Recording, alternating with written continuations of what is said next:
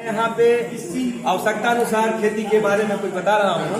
मैं नवीन कुमार पांडे नाम है मेरा, और यह मैं चाह रहा हूँ कि वाटर, चूंकि यह डिजाइन मैंने बनाया है उन क्षेत्रों के लिए जहाँ पे कि वर्षा आधारित खेती होती है। वर्षा आधारित खेती में पानी जो है सो की एक बहुत बड़ी समस्या रहती है। पानी इतना कम है तो पानी को कैसे हम स्टोर करके और फिर पुनः जो फसल में जितनी सारी विविधताएं हैं वो सब मेंटेन रहे और खेती अच्छे से हो और हमारी सारी जरूरतें इस 1 हेक्टेयर फार्म से ही हमारी पूर्ण हो जाए। हमने यहाँ पे बीच में एक तालाब डिजाइन किया है और तालाब में हम जो है 100 मीटर लंबी तालाब है और 50 मीटर जो है सो चौड़ी तालाब का निर्माण किया गया है। बीच में हमने एक चचरा बिछा दिया है जो बांस का है और वहां पे हम बतख का पालन करेंगे। हाँ, बीच में। अब बतख जो होंगे, क्योंकि बतख से हमें जो ये गिरेगा मैन्युअर्स वो इसके लिए भी फायदेमंद होगा और बतख मछलियों को नहीं खाएगा। और तालाब के चारों किनारे में हमने पपीता केला का पौधा लगाया है और केला के पौधा लगाने से क्या होगा कि यहाँ इसको छाया भी मिलती रहेगी और छाया मिलेगी तो पानी का लॉस कम होगा। और दूसरा, जो केला काट लेंगे तो केला काटने के उपरांत जो एक केला एक ही बार में फलता है और फलने के बाद दोबारा नहीं आते, तो केला कट लेंगे तो ये नीचे पानी में डाल देंगे। डालने से क्या होगा कि मछलियां जो हैं उसके अंदर में अंडे जाके देगी, तो उसके लिए बहुत सुरक्षित जगह वह होगा। तो वो मछलियों के जो छोटे छोटे स्पेस होते हैं उन स्पेसों में मछलियां जाके अपने अंडे को देती है, तो उनके अंडे भी बहुत अच्छे से वहां पे सुरक्षित रहेंगे, हाइजीनिक रहता है, बीमारी उसमें कम लगता है।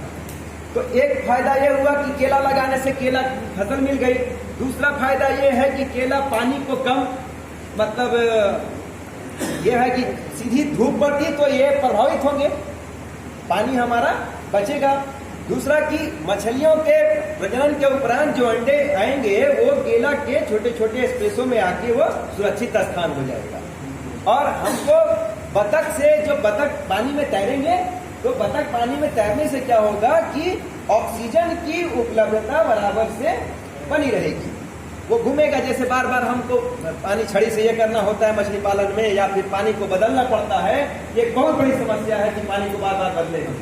तो इसलिए पानी को बदलते ही क्यों है? क्योंकि कार्बन डाइऑक्साइड जो एक गैस है वो पानी में ज्यादा हो जाती है और ज्यादा होती है तो मछलियां फिर मरने लगती है। तो इसके लिए हम क्या करेंगे कि मछलियां ना मरे, तो बतख हमारे शाम के शाम अपना घूमेंगे उस पानी में, तो पानी जो है सो निखरता रहेगा और ऑक्सीजन उसको पर्याप्त मात्रा में मिलता रहेगा।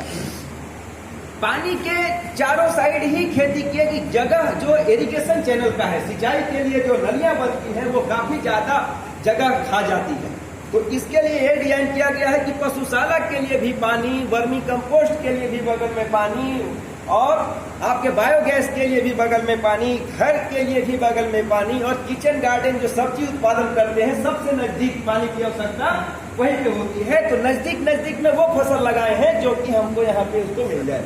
और सब्जियों में भी वो चीज सब्जियां लगाए हों जो सब्जी के लिए, जैसे फसल लेगुम वेजिटेबल, जिससे कि नाइट्रोजन उसको मिलता रहे। लेगुम वेजिटेबल में काउपी है, सेम है, रेवछा है, ये सारी चीजें जो है लगाने से क्या होगा कि जमीन की उर्वरा शक्ति मेंटेन रहेगी और ऊपर जो इसके प्रोडक्ट मिलेंगे हमको वो जाके हम पशुओं को दे सकते हैं, जिसमें कि नाइट्रोजन प्रचुर मात्रा में होती है। उनके दूध बढ़ाने के लिए भी ये हमको पाउडर का काम भी कर ले रहा है। जमीन की उर्वरता बचा रही है। लेगुम वाली वेजिटेबल कम पानी मांगती है। काउपी इस क्षेत्र में जो लोबिया जिसको कहते हैं, लोबिया कम पानी मांगती है और कम पानी मांगने से हमको पानी का बचाव होगा। मिट्टी संरक्षित रहेगी, क्योंकि जानते हैं कि इनकी जड़ें जमीन में जाती है तो ये मिट्टी का नाश नहीं होगा। मिट्टी का नाश नहीं होना, पानी का बचना, पशुओं के लिए भोजन का निर्माण होना और हम लोगों के लिए प्रोटीन का प्रमुख स्रोत भी लेगुम वेजिटेबल है। साथ में ट्यूबर क्रॉप हम लगाए। ट्यूबर क्रॉप में अरबी हो गए, जिमीकंद हो गए, ये ऐसे फसलें हैं जिसमें कि हमको उतनी ज्यादा रोग बीमारी नहीं लगती जितनी अन्यों में लगती है। उतने जिमीकंद में, लहसुन में, प्याज में, इनमें कुछ बीमारियां अन्य फसलों की निस्बत कम लगती है। और कम लगने से क्या होगा कि हम, और कम लगना तो लगना ही है, लेकिन ये पानी थोड़ी मांगती है, तो इसके लिए पानी ज्यादा से ज्यादा कम से कम यूज हो, इसके लिए हम मल्च का प्रयोग करेंगे। मल्च में हम प्लास्टिक मल्च का प्रयोग नहीं कर रहे हैं, क्योंकि प्लास्टिक जो है वो अपघटित नहीं होता, और अपघटित नहीं होता तो ये किसानी के लिए बहुत ही नुकसानदायक चीज है। और जब हमने इसके पुआल का मल्च देंगे, धान का पुआल जो होता है उसके जब मल्च करेंगे तो हमको घास कम उगेगा, पानी बचेगा, और जो भी मिलना है सो सीधे तौर पे फसलों को, ट्यूबर क्रॉप को मिलेगी। जैसे आलू भी है तो ट्यूबर क्रॉप में है। और सबसे नजदीक में हमने लिखा है कुकुरबिट्स और सोलानेसियस, मतलब कि लौकी, तोरई वाली फसलें जो है, क्योंकि पानी की आवश्यकता थोड़ी ज्यादा होगी इसमें। और सोलानेसी जो है वह आपके हो गए, भिंडी हो गई, ये सब जो है, आलू हो गया, मिर्ची हो गए, तो इसकी खेती भी हम करके और घर से नजदीक में, क्यों घर से नजदीक में, क्योंकि तुरंत से इसका उपयोग घर से सब्जी बनाने के लिए हो जाता है। और मैंने इसको पीछे क्यों रखा है, इसका कारण प्रमुख ये है कि सूर्य की रोशनी जो है हमको घर में सबसे पहले पड़े। सूर्य सबसे पूर्वक में जो हमने इसको रखा है, घर को डिजाइन किया है कि सूर्य की रोशनी जब मैक्सिमम हमारे कमरे में आएगी तो हमको रोग बीमारी कम लगेगी। इसीलिए कहा जाता है कि पूरब और पश्चिम कम रखो, उत्तर दक्षिण लंबा रखो। ये वास्तुशास्त्र में इसलिए किया गया है कि उत्तर और दक्षिण ज्यादा होगा तो ज्यादा से ज्यादा सूर्य की किरणें सवेरे हम पे पड़ेगी और हम कम बीमार पड़ेंगे, और दूसरा की कम बीमार पड़ेंगे, और दूसरा हमको सब चीज यहाँ नजदीक में मिल गया। हमने यहाँ पे 2 मीटर का एक रास्ता रखा है जो कि पशुशाला को भी जाएगी, और पशुशाला के बगल में ही वर्मी कंपोस्ट और बायोगैस प्लांट रखा है, इसलिए कि दूर रख देंगे तो ले आने में खर्चा ज्यादा होगा।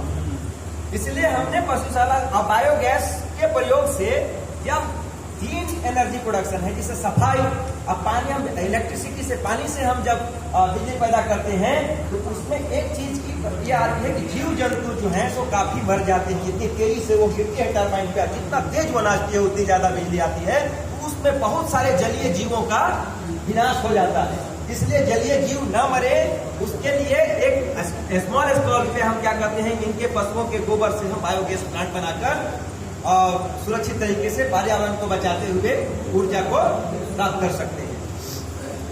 दूसरा कि इधर से हम एक आई इधर फॉडर वाली फसलें जो कि पशुओं को तुरंत से खाने के लिए देंगे तो ये भी नजदीक में ही रखेंगे, और उसमें भी कौन सा फॉडर, ऐसी फॉडर लगाएंगे जो पानी कम चाहती है, जमीन को भी क्या करे न्यूट्रिशन दे और पानी को भी कम दे सके, कम पानी में हो जाए। उसके लिए क्या है, जो नजदीक में है बरसीम थोड़ी सी पानी ज्यादा मांगती है तो बरसीम मैंने नजदीक रख दिया, और मल्टी कट फॉडर बरसीम है, और उसको कई एक दफा हम काट सकते हैं। और बरसीम की जड़ों में नोडल्स होते हैं, वो सॉइल को क्या करेंगे, बांध के भी रखेंगे और उसको नाइट्रोजनस फर्टिलाइजर भी प्रोवाइड करेंगे। Yes sir. और दूसरा काउपी, फॉडर काउपी, इसकी जो फॉडर काउपी होती है वो झांसी में इसके बीज हमको उपलब्ध हो जाएंगे, बहुत दूर जाने की जरूरत नहीं, झांसी से हम कुछ इसमें लाएंगे और फॉडर काउपी लगा के हम पशुओं को ये चारा देने से, क्योंकि फॉडर काउपी में मिल्क एबिलिटी को बढ़ाने वाले सब्सटेंस भी होते हैं और उसमें प्रोटीन की मात्रा भी भरपूर होती है। नेपियर है, ये नेपियर है, और बाजरा है। बाजरा से एक फायदा, बाजरा दूध क्यों रख रहा हूँ कि बाजरा कम पानी में भी हो जाए।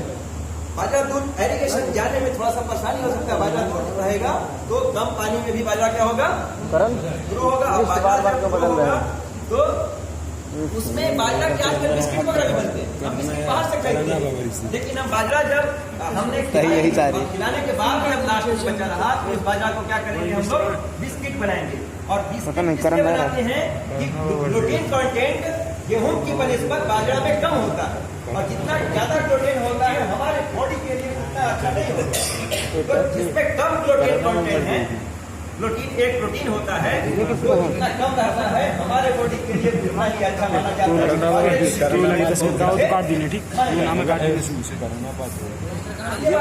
तुमको दिया ये बात आई थी कि वानगी लगाना है, उनकी ऐसा डिजाइन किया गया। हमने क्या लगाया, वानगी लगाया, वानगी में पपीता लगाया, पपीता के बाई प्रोडक्ट वैल्यू एडिशन बहुत पके हो सकता है, बना सकते हैं। पपीता के भी अचार बना सकते हैं। पपीता जो है, पपीता सिर्फ ऐसा फल है जिसमें सारे विटामिन पाए जाते हैं। कोई यदि पूछे हम लोगों से कि कौन सा ऐसा फल है जिसमें सारे विटामिन है, तो ओनली एक फल पपीता है जिसमें सारे विटामिन है। और पपीता ऐसा है जिसे काट दीजिए तो तुरंत से ये मतलब इसके जो मिट्टी में तुरंत खुलित अवस्था में आ जाता है। फिर पपीता क्योंकि थोड़ा सा पानी ज्यादा पाता है, इसलिए रेजिक में तलाती है। फिर हमने आम लगाए हैं। आम में हाई डेंसिटी प्लांटिंग वाले आम लगाएंगे। जैसे हम लोग बात हो गई है छोटी रहने वाली हो गई, पहले नंबर बोल दे। मच्छरदानी आजकल जो प्रॉब्लम हो रही है, बड़ा इसलिए नहीं रखते जो कि मच्छरदानी लगा के पौधों को बचा सकते हैं। मच्छरदानी लगाने से क्या होगा, जो कम समय में फल से आते हैं वो भी मच्छरदानी के अंदर में ही गिरेंगे, नीचे गिर के सड़ेंगे नहीं और फंगाई नहीं आएगा, तो पौधा मेरा बचा रहेगा। तो उसको इतना छोटा पौधा ज्यादा से ज्यादा पौधा आ जाए। और दूसरा कि जब उसके ऊपर में हम एक जालीदार मच्छरदानी लगाते हैं तो फल उसी के अंदर गिरेंगे, पक्षी उसको नहीं खाएंगे। एक नींबू वर्गीय फसल मैंने यहाँ लगाई। नींबू कांटेदार वाली फसलें हैं, नींबू, बेर, आंवला, ये सारे चीज को थोड़ा सा आने की वजह से कम ही पानी मांगता है। नींबू जो है सो नींबू का अचार बना सकते हैं, नींबू भी रख सकते हैं। नींबू को कीटनाशक के तौर पे भी यूज कर सकते हैं। और इसी क्रम में हमने कीटनाशक जो हम बाजार से खरीदते हैं, तो नीम का पौधा भी हमने यहाँ पे इस प्लॉट के बगल में नीम का प्लांट भी लगाया है, आंवला भी लगाया। और आंवला के अंदर में हल्दी और अदरक की खेती की, या आम के अंदर में हल्दी और अदरक की खेती की, जो जमीन बीच में बचा हुआ है। क्योंकि हल्दी और अदरक तो ऐसे ट्यूबर क्रॉप्स हैं जिसमें कि मसाले वाली फसलें भी हो गई, जिसमें कि हमको कम से कम में क्या होगा कि कीट लगेगा। और दूसरा कि इसके अंदर में जो कुकुरमिरीन और आँखें चमकती जिंजर ब्रेसिन, दो ऐसे चीज पाए जाते हैं जो कि अन्य जो इसको कीटनाशक करेगा, आंवला या आम को जो नुकसान करेगा जमीन में लगने वाले कीड़ों से, उसको वो मार देगा। उससे जो रस निकलेगा ना, वो उसको क्या करेगा, उसके जो कीट लगने वाले बीमारी हैं या कीटनाशक कहिए या फिर व्याधिनाशक कहिए, उसमें ऐसे पदार्थ निकलते हैं जो उसको किल कर देंगे। तो मेरा ये आम, नींबू को या आंवला को बिना मतलब रक्षा पहुंचा के, रक्षा पहुंचा के, व्याधियों से रक्षा पहुंचा के हम बच सकते हैं। और चूंकि ये छायादार जगह में भी होती है, आप यहाँ पे प्रेम भैया के गार्डन में भी देख सकते हैं कि आम के नीचे में लगाया हुआ है, अदरक लगाई हुई है। और शायद यही सोच हम घूमे थे एक दिन, तो हमने कहा कि क्यों ना अपने वाले में ऐड कर दिया जाए। हमें दाल चाहिए। अब यहाँ दलहनी आवश्यकता की फसलें में दाल वाली फसलें, और ये फसलें सरसों या तिलहनी, मसाले वाली फसलें, और फिर ऑर्नामेंटल प्लांट्स। ये 1/3 का एरिया ये हो गया मेरा। तो जिसमें दाल वाली फसलों को मैंने यहाँ रखा है। और दाल वाली में हम ज्यादातर मूंग की फसल को ये करते हैं कि मूंग में न्यूट्रिशन भी बहुत होता है और उतनी ज्यादा रखरखाव नहीं पड़ती। बहुत ज्यादा अरहर के प्रयोग की तरह एक साल समय नहीं लेता, कम समय में 3 महीने में हमको मूंग दाल या उड़द की दाल हमको प्रोवाइड हो जाता है। और छोटा भी होता है, देख रेख में आसानी होती है, और 2-3 टाइम में कटता भी है वो। और जमीन की उर्वरा शक्ति में मेंटेनेंस। सजावटी पौधे यहाँ पे रखा हूँ कि तालाब के बगल लगल में थोड़ा सा सुंदरता बढ़ जाए। और सजावटी पौधों में हमने ज्यादातर कांटे वाले सजावटी पौधे जो हैं, जो कि कम पानी मांगते हैं, उन पौधों को रखा है।